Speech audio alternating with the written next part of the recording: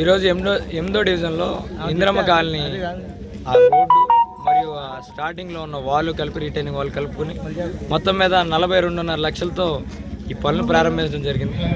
ఇది అంటే మాకెప్పుడు బలంగా ఉండే ఇందిరమ్మ కాలనీకి నాన్నగారు మాట ఇవ్వడం జరిగింది.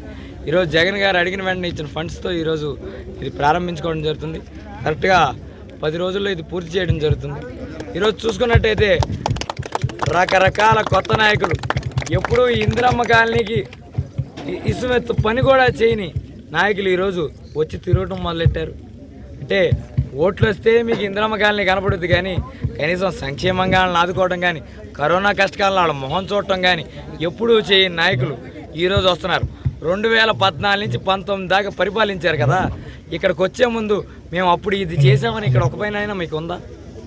ఆ ఒక పని లేకుండా వీళ్ళకి గూడు ఏర్పాటు చేసిన దగ్గర నుంచి ఏమున్నా కూడా వాళ్ళు ఏ పని వచ్చినా కూడా పేరు నాని గారి ఇంటికి వచ్చి ఏ పని అయినా చేయించుకునేవాళ్ళు.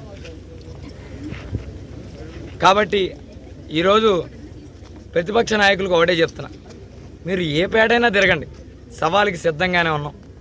ఆ పేటలో 2014 నుంచి 19 వరకు మీరేం చేశారు, 2019 నుంచి 24 వరకు మేమేం చేసాం, బహిరంగ చర్చకైనా సిద్ధం.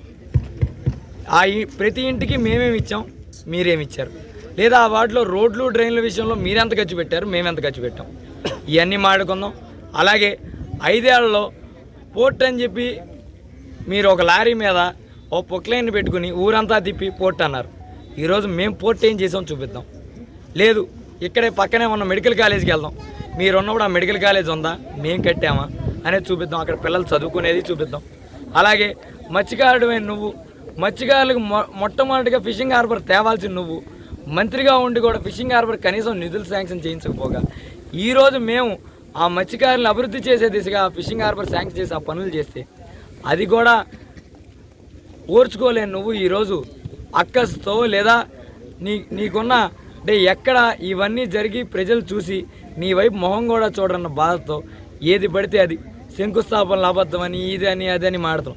ఖచ్చితంగా మాట్లాడే ప్రతిపక్ష నాయకుడికి లేదా ప్రతిపక్షంలో ఉన్న ఎవరికైనా ఒకటే మాట చెప్తున్నా, రండి, నేను కొబ్బరికాయ కొట్టిన ప్రతి రోడ్డు దగ్గరికి రండి, వచ్చి చూడండి పనులు జరుగుతాయా లేదా, లేకపోతే ఇక్కడే ఈ ఇళ్ళ దగ్గర ఎక్కడొక్కడ అద్దెకిప్పిస్తాను ఓ 10 రోజులకి, ఆ 10 రోజులు ఇక్కడే పడుకునే పనులు జరుగుతున్నాయా లేదా చూడండి, ఆ రోడ్డు అయిపోయాక మళ్ళీ వెళ్ళిపోండి. వాటికి కూడా ఏమన్నా కావాలంటే ఖర్చులకి మా వాళ్ళతో లేదా మేమే వేసుకుని ఇస్తాం. కాబట్టి చక్కగా చూసుకుని వెళ్ళండి. ఏనాడు అభివృద్ధి చేయకుండా ఓట్లప్పుడు మాత్రమే కనపడే మీకు ఖచ్చితంగా రాబో ఎలక్షన్లో ప్రజలు బుద్ధి చెప్పబోతున్నారు. బుద్ధి చెప్పాక మళ్ళీ అయినా కూడా అప్పటికి కూడా మనకి సిగ్గొచ్చేది లేదు, మళ్ళీ బురద చల్లటం ఏ మాటలు చేయడం కానీ అధికారంకి వచ్చి ఓ పని చేసేది లేదు. కాబట్టి మీలో ఎట్టాక మార్పు రాదు. కాబట్టి చూస్తున్న ప్రజలకు ఒకటే చెప్తున్నా, ఈరోజు పగటి వేషగాళ్ళు వచ్చి చాలా మాటలు చెప్తూ ఉంటారు. ఆ పగటి వేషగాళ్ళని నమ్మొద్దు. మన కష్టాల్లో ఉన్న మనకి పథకాల ద్వారా మన ఇంటికి కరోనా కష్టకాలంలో కూడా పథకాల ద్వారా మన ఇల్లు రోడ్డు మీద పడకుండా కాపాడిన జగన్మోహన్ రెడ్డి గారిని మాత్రం ఖచ్చితంగా గుండెల్లో పెట్టుకోమని ఆయనకి మీ ఆశీస్సులు అందజేయమని కోరుకుంటూ సెలవు తీసుకుంటాం.